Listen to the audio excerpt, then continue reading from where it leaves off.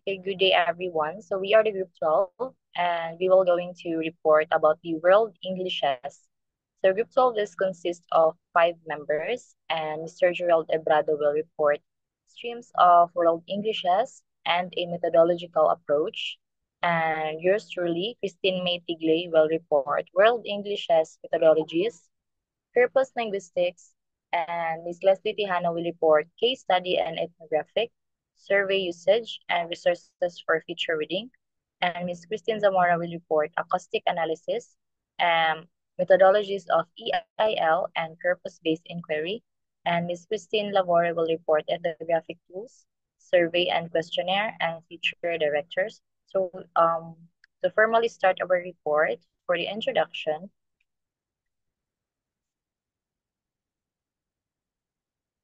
so this chapter discusses the global significance of English and the need to rethink approaches to world Englishes research.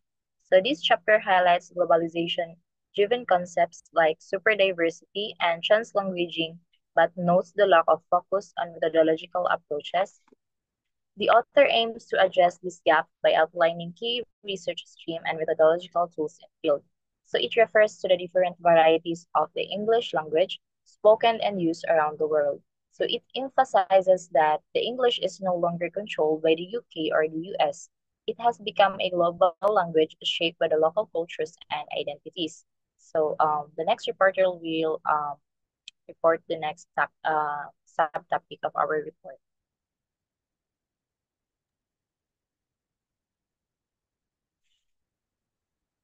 Streams of World Englishes inquiry. So, World Englishes focuses on localized forms of English used in different regions like Caribbean, Africa, and Asia. This concept based on the Churros concentric circles model, which categorize English speakers into three categories. So the three categories are inner circle, which is native speakers from countries like USA, UK, Canada, and Australia. And second one is the outer circle, second language speakers in former colonies such in India, Nigeria, and the Philippines, where English plays an important institutional role. And the third one is expanding circle. So foreign language speakers in countries like China, Japan, and Russia, where English is learned as an international language. So for example is Singaporean English or Singlish. In Singapore, English is influenced by Malay, Tamil, and Chinese language, resulting in a localized form with unique vocabulary and grammar. For instance, a common phrase is can or not. So English as an international language. Sir. So EIL examines how English is used as a global means of communication in multilingual settings, unlike traditional views that prioritize native English varieties. So EIL research recognized that multiple forms of English coexist and contribute to mutual understanding in international interaction. So, for example, is business meetings between non-native speakers. So, a Japanese business person and Brazilian entrepreneur might communicate in English during a meeting, even though neither speakers neither speaks a native variety of English. Their conversation might include simplified grammar or localized expression, yet they still understand each other. So, English as a lingua franca. ELF refers to the use of English as a common language between speakers of different native language. Unlike English as an international language, which looks at global communication broadly, ELF focuses on how English evolved dynamically through borrowing codes, switching, and mixing with local languages. Example, international students interaction. Imagine a Korean student, a Spanish student, and an Arabic student studying in Germany. Since they do not share a native language, they use English as a communication. However, they might mix words from their native language, simplify grammar, or use native translations. Then, the study of word Englishes, English as an international language, and English as a lingua franca has increased due to global spread of English, while many students explore themes like identity, pronunciation, and language attitude. There is less focus on research method used to study them. So, for example, a researcher studying ELF might analyze real-life conversation between international students to understand how they modify English for mutual understanding. So, another example, a study on World Englishes might use surveys and interviews to see how local communities perceive their unique English variety. So, common research interests WE, EIL, and ELF scholars often investigate overlapping issues such as language attitude, identity multilingual practices, and interplay between local varieties and international norms. Need for systematic methods. Despite shared themes and fields sometimes lacks clarity or consistency in how data collected and analyzed, indicating the needs for a more robust cohesive methodological framework. So, for example, language attitude. A study might investigate how Filipinos perceive Philippine English compared to American English. So, another example is multilingual practices. Research may explore how European business professionals mix their native language with English in corporate meetings. So, another one is methodological challenges. Different researchers might use interviews, surveys, or discourse analysis, leading to varied conclusion due to inconcise in data collection. So key methodological approach. Number one is corpus-based analysis.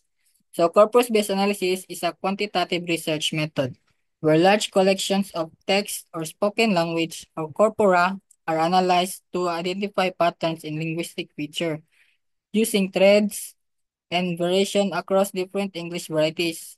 This method helps researchers track language change, identify emerging norms, and compare different forms of English.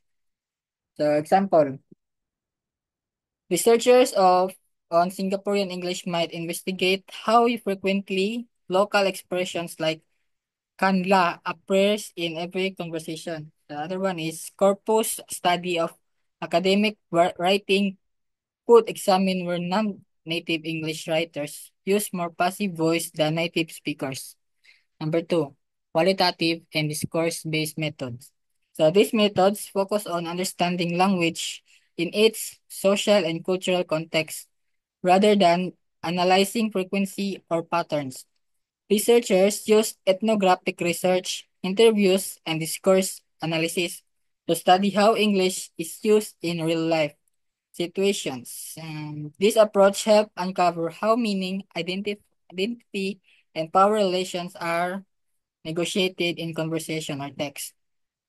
So example of ethnographic study. A researcher observes how English is spoken in a multicultural workplace in Singapore, examining how colleagues from different linguistic backgrounds communicate. Number three, survey and questionnaires. So this method used to collect attitudinal data from participants about their perceptions of different English varieties. Researchers use self-reported response to understand beliefs about correctness, prestige, and linguistic identity.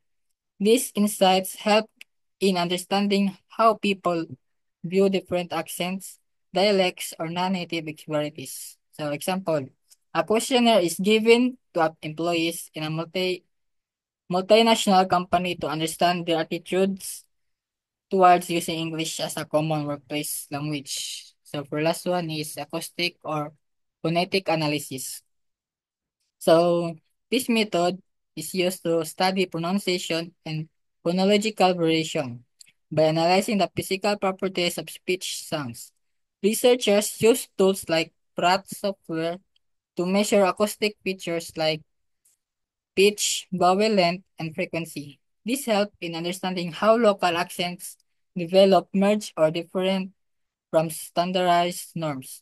The example is researchers use Pratt to compare how native and non-native English speakers pronounce certain consonants such as the R sounds in American and the British English. So for the next reporter,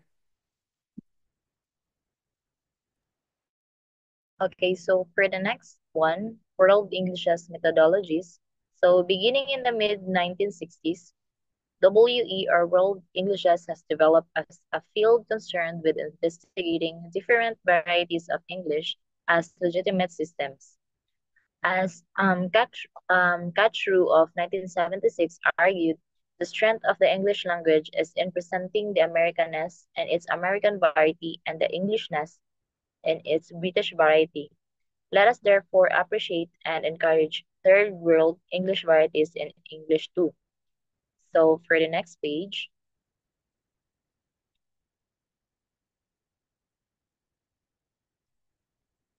next page please.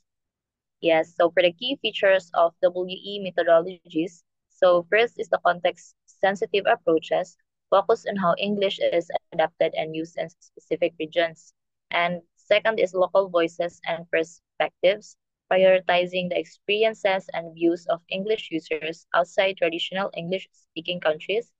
And for the third one, interdisciplinary research, combining linguistics, education, and sociology to understand how English evolves in diverse settings. So WE methodologies is a research method used to study how English is spoken and used in different parts of the world. So instead of focusing only on British or American English, WE methodologies explore how local cultures and language influence the way people speak English in different countries. So for the best example for this one is the Taglish here in the Philippines. So the combination of Tagalog and English.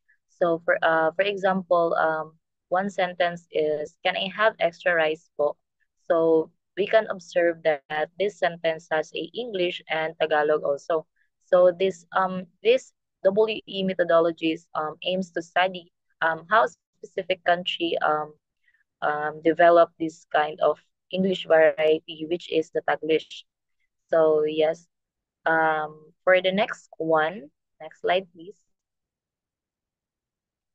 So another one is the corpus linguistics. So in World Englishes, corpus linguistics is a research method that involves the systematic study of language using large collection of real-world texts known as corpora or plural of corpus. So this corpora contains written or spoken English from different regions, allowing researchers to analyze how English is used globally. The next page, please. It also includes both spoken and written corporal that have been gathered from a range of sources, including traditional mass media outlets and online platforms. Interview focus groups and other interaction events have also been data being and transcribed for references. So corpus linguistics, it is a study of language by looking at the large collections of real-life texts. So these texts can include books, conversations, social media posts, or news articles. So researchers use computer programs to analyze the data and discover how language works in different situations. So for example, so for example, if you want to know how often people use the phrase "on the other hand" in American English compared to British English, you can study a large collection of American and British text to see the difference. So it means that in terms of American English and British English, so there are words that same in spelling or pronunciation but different in meaning. So there are also some um, words that we will be using as an example. So for example, the word pants. So in American English, pants is a trouser. So but in British English, pants is underwear. So they are the same in spelling and pronunciation, but different in meaning. And the last example for this one is football. So in American English, it is a sport played with an oval ball. So American football. But in British, it is a soccer. So American football, they use oval ball, but in British soccer, they use like the perfect circle ball. So using corpus linguistics, researchers can gather data from different English varieties to understand this difference and how they reflect cultural and linguistic diversity. So that will be all for my topic, and the next reporter will continue.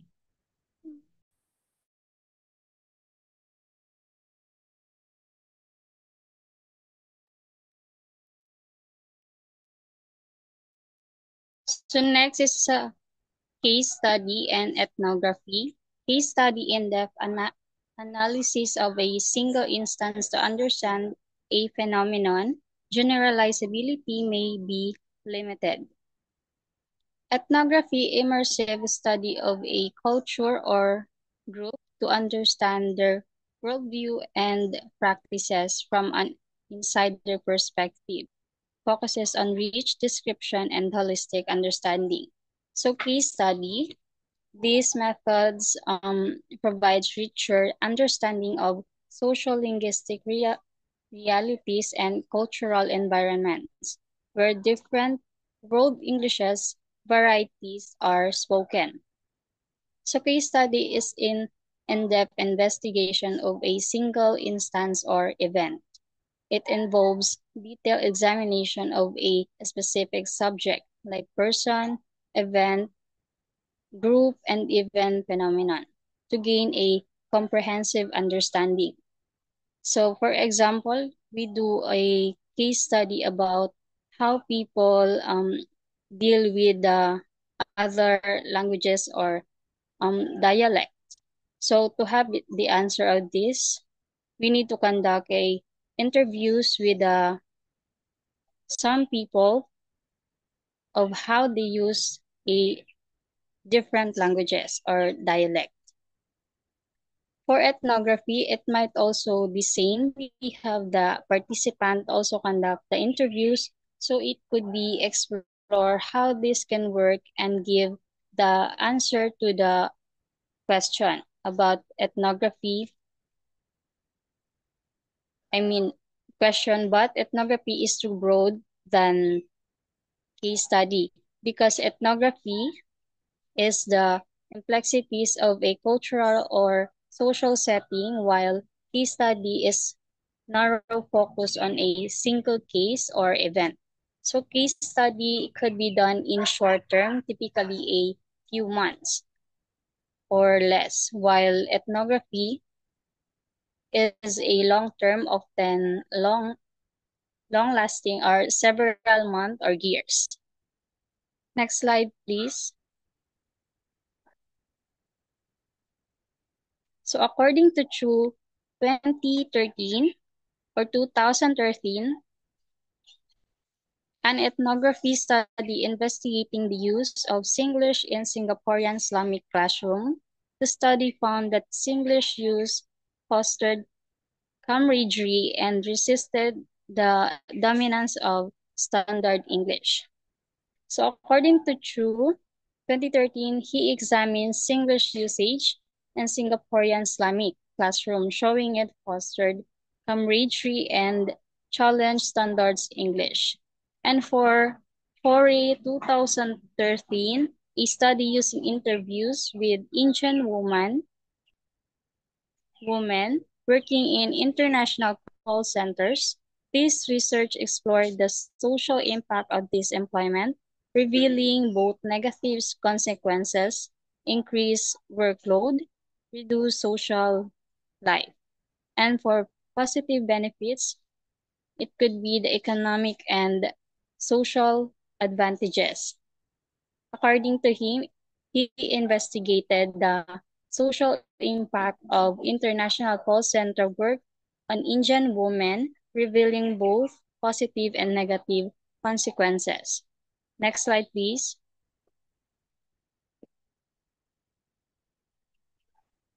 Next is survey usage.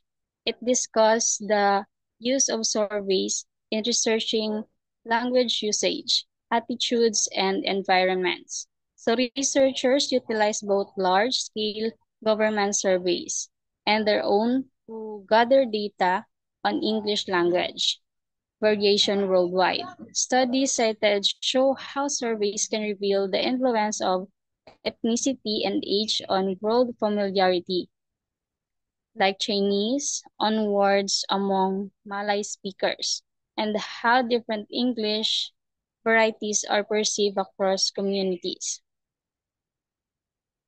Next slide, please.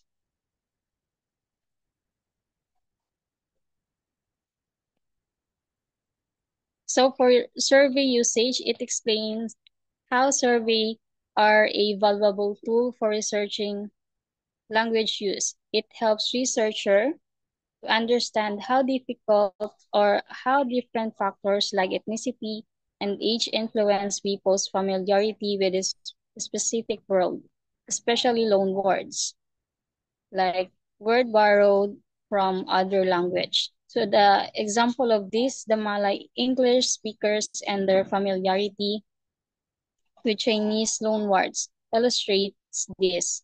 And based on the investigation of the attitude towards language, variety survey can also reveal how people view different varieties of a languages, like American, British, and Indian, and also the Sri Lanka English.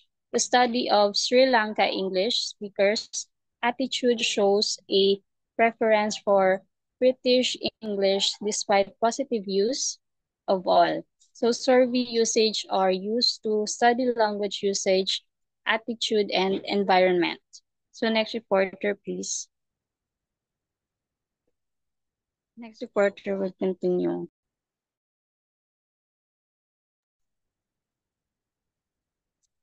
So, acoustic analysis.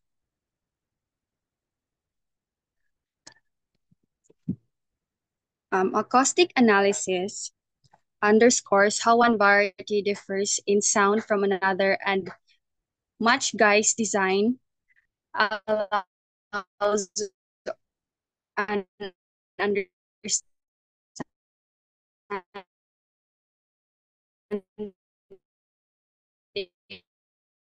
of how these acoustic differences may impact perception. The study of speakers of Hindi. In addition, to clarify this, L1 has difference to L2 and L3, since L1 is a person's first language, also known as the mother tongue, and it is usually learned during infancy or before puberty. While L2, a second language that a person learns after their L1. For example, if someone was raised speaking Japanese, then Korean would be their L2. And L3 also, a third language, it is used when person already knows one or more L2, in addition to one or more less. Next slide, please. The next one is Match Guy's design. It is used in research to study people's attitudes towards different languages, dialects, or accents without them consciously realizing it. Speakers adapt different dialects or even different languages, while participants respond by rating perception of the speech across various dimensions. Next, please. Then methodologies of EIL and ELF. Now, EIL stands for English as an International Language, while ELF stands for English as a Lingua Franca. It involves qualitative approaches like discourse analysis and participant observation, focusing on naturally occurring interactions between non-native English speakers in diverse.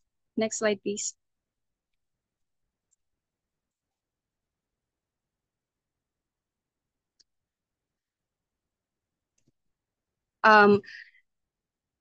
Next slide, please.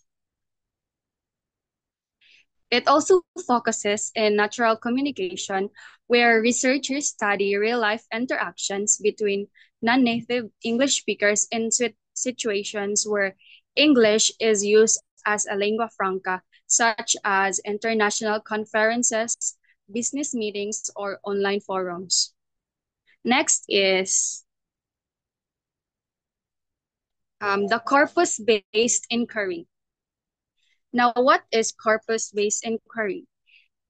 This research method that involves analyzing a collection of texts or corpus to learn about language or other phenomena. It can be written, spoken, or a combination of both. It can be any collection, for example, human-to-human interactions, photon interactions, video fragments, maintenance information. Now, what is corpus?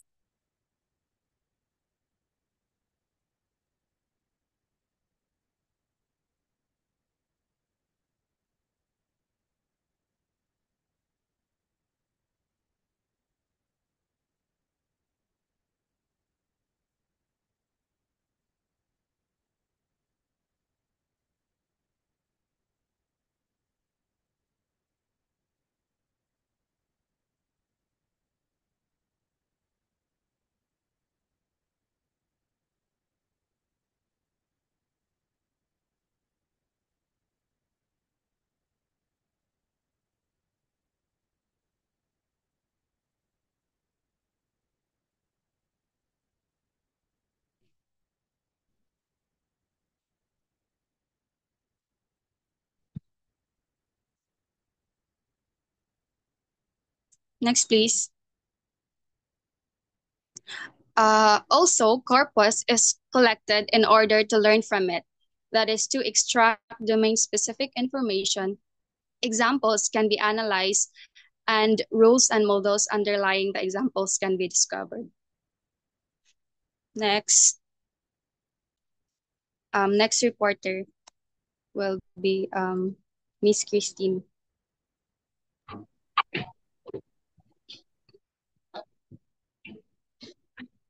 My report is all about ethnographic tools.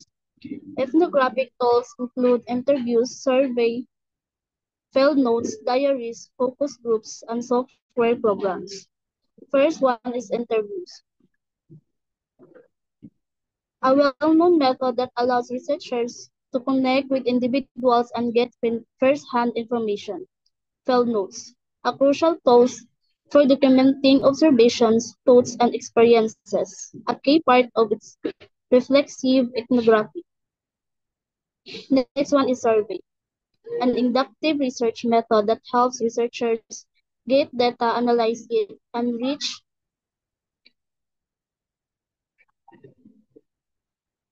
conclusions.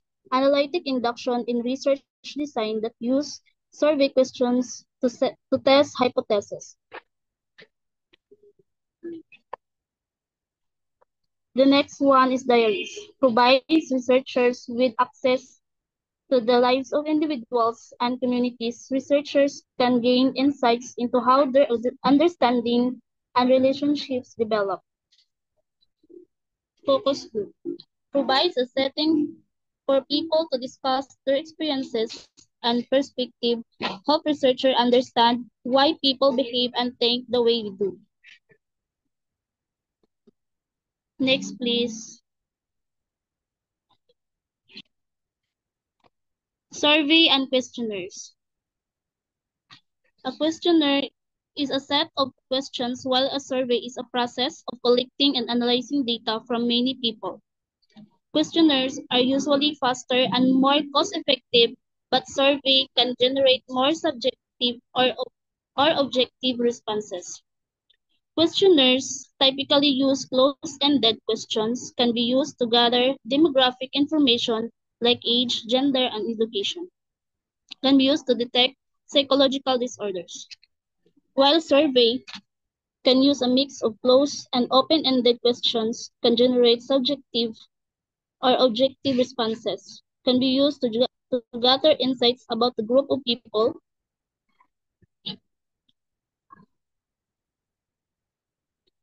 can be used to measure brand awareness, can be used to build brand awareness, can offer anonymity to respondents, which can lead to more honest responses. Next one, please.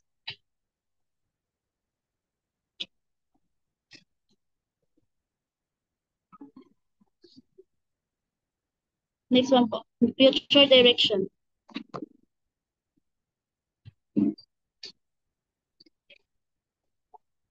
Next po. Future directions. Future direction refers to potential areas of development or research in the future. They can also refer to how address limitation in current research. Example of future direction. Technology, new areas of research and development in computer science, such as encryption, authentication, and privacy. Medicine using digital twins to improve medical decision making. Engineering using digital twins to create safer and more efficient processes. Education incorporating non-cognitive skills like communication and adaptability into school curriculums. That's all. Thank you. Next one.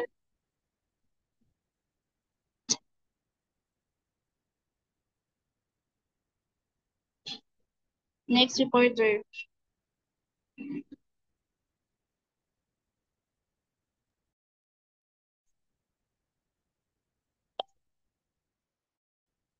So for the last part of our topic, resources for further reading can be typically found at the end of academic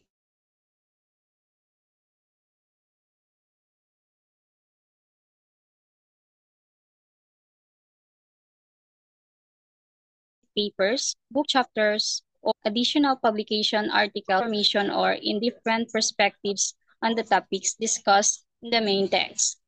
So these resources are cited to allow readers to delve deeper into the subject matter, expand their understanding beyond the scope of the original work. They are a guide for continued learning and research. Next slide, please.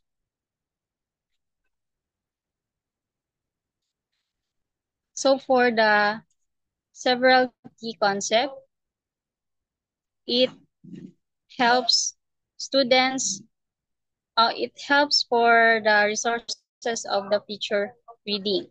So first is pluricentricity of English. The idea of English doesn't have one standard but exists in multiple equally valid forms across different regions and communities. So this challenge the traditional view of English as a solely originating form and centered in native-speaking countries. Next is Catchus tree circle model. So this model categorizes English usage into 3 concentric circles. First is the inner circle, like inner circle, the native-speaking countries. Outer circle, the countries where English has a significant historical role, and the expanding circle, the countries where English is learned as a foreign language. So this one is refers to this model and its implication for understanding English global spread. Next, please. World Englishes as a lingua franca and English as a international language. It explored these related but distinct concepts, often using them as a umbrella terms or focusing on their nuance. So, World Englishes emphasize the diversity of Englishes used around the world. And English as a lingua franca focus on a English used for communication between non-native speakers, and English as an international language address the pedagogical implication of teaching English in diverse international contexts.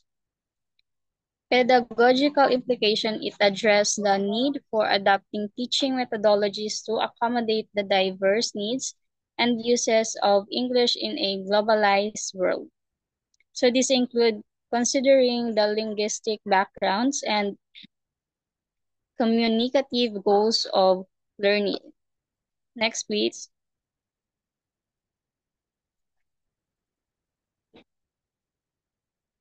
So for the last one, the theoretical frameworks, it discussed various theoretical models employed in World Englishes research highlighting both the diversity of approaches and the need for greater methodological coherence in the field. So that would be all, the cover of our topic report about research paper, World Englishes. Thank you and God bless.